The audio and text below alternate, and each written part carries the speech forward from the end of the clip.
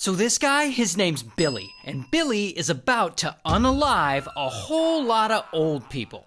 Now, Billy is nobody special. He's kind of a turd who works odd jobs here and there. He's a caregiver, he's a maintenance worker. But one day, something changes in Billy, and he snaps, and he decides he wants to make his money in a different way. And Billy knows a lot about elderly people, because he's worked in a lot of care facilities and retirement communities as a caregiver or as a maintenance person. And Billy knows that these old people often have jewelry and family heirlooms just lying around. So he comes up with a plan to target some retirement communities and loot some of these places to make a few bucks. Also, he's gonna murder some people. Now, his plan works like this. He's going to go to a retirement community and scope out a resident who he thinks might be a good target, likely a woman. Then he'll pretend to be a maintenance worker and he'll knock on their door and ask them if they need any work done. And when they let him inside, bam, that's when he'll overpower them and he'll smother them with a pillow until they're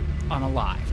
Then he'll rob them of their jewelry and he'll put their body back on the bed to make it look like the person just passed away from old age. It's a crazy plan. So then Billy, he goes to a nearby retirement community and he knocks on someone's door. And this woman opens it. She's 87. And then, boom, Billy overpowers her and he suffocates her with a pillow. And then he steals a bunch of her jewelry and valuables. And then he goes to a pawn shop and he pawns them. The next month, he does the same thing to a 91-year-old woman in the same retirement community. So then, bro just keeps going, and boom, he unalives another one, a 94-year-old woman. But this time, he gets caught by police in the area and arrested for trespassing. So once he gets out of jail, he just continues his plan. He goes to a different retirement community, and he starts unaliving people there. He unalives an 82-year-old woman, he unalives another 82-year-old woman, an 83-year-old woman, an 86-year-old woman, an 89-year-old woman, and of course, afterwards, he's taking all their shit